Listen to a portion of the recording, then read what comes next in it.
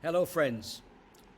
It is my pleasure and privilege to be with you today at the invitation of the Indian Institute of Management Bangalore's Center for Corporate Governance to share some thoughts and perspectives on the topic of corporate governance, a subject near and dear to my heart.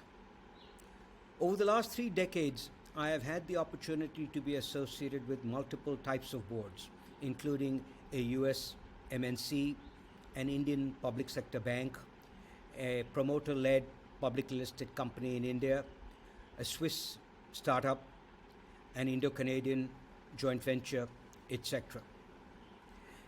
As a result of these engagements, I have seen governance from multiple aspects and perspectives, the good, the bad, and the ugly. So today I'd like to share with you some of the common threads and themes that apply across these multiple types of entities. To begin with, it is absolutely essential to understand what is the role of a board. The primary role of any board is to ensure transparency, fairness, and accountability. Unfortunately, too often this is seen as a necessary pain and fulfilling merely a regulatory compliance requirement. In reality, the bar for good corporate governance is much higher than mere compliance. This is particularly true of companies in Asia and including India, where typically ownership tends to be concentrated with a few dominant promoters, unlike our Anglo-Saxon counterparts, which have much more dispersed ownership. Therefore, there is a tendency that all key decisions tend to be taken looking after the interest of the promoters. Boards, however, have a fiduciary responsibility that goes way beyond protecting the interest of the promoters. In my opinion, many of the recent instances of corporate failures we have seen in the last decade have been because this basic fundamental premise has not been appreciated. So, the question then arises is how do we make boards more effective? The starting point is the composition of the board. Any board is only as good as the members that make up the board. In recent times, the phrase board diversity is often talked about, but in reality, rarely implemented in both letter and spirit. Diversity to me goes beyond gender and should include ethnicity, experience, expertise, domain knowledge, etc. As many of you are aware, Indian boards typically tend to be stacked with either finance gurus, chartered accountants, or lawyers, and in some cases, marketing personnel. When was the last time we had a CHRO or a CTO on boards that we've seen?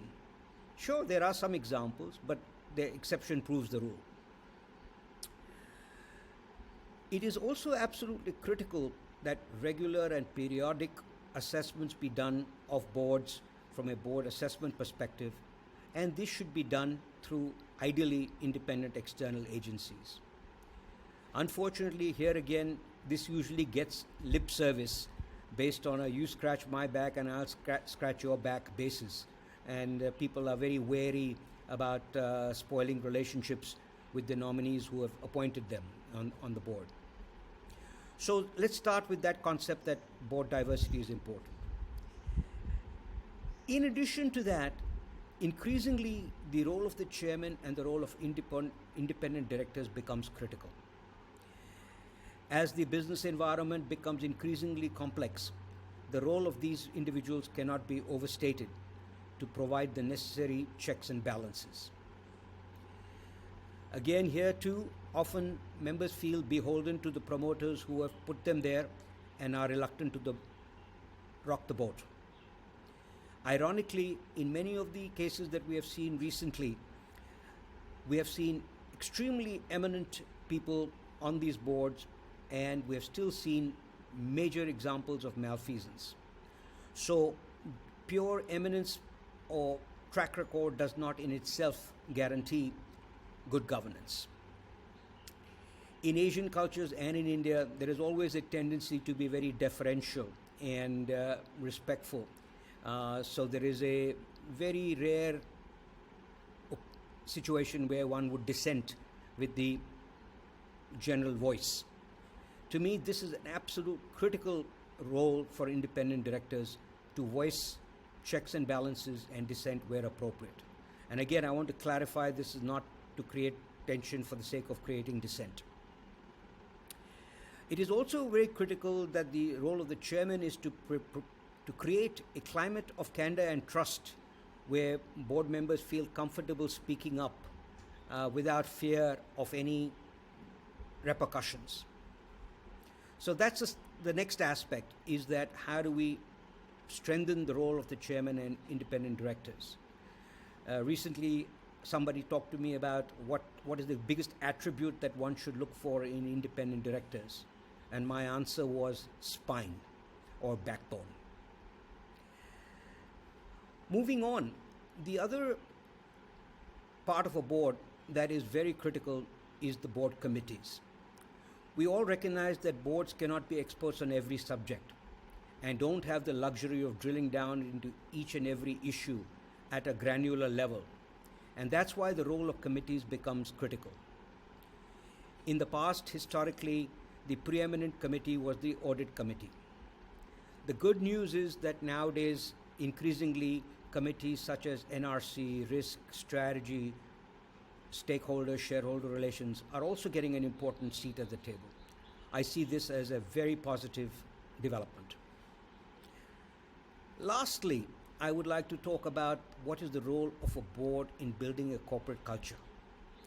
As we all know, when corporations are created, we are trying to build institutions that will outlast us.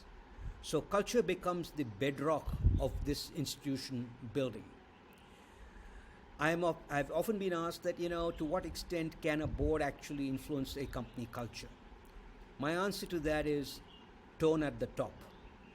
If the board behaves in the way it should, there will inevitably be a trickle-down effect.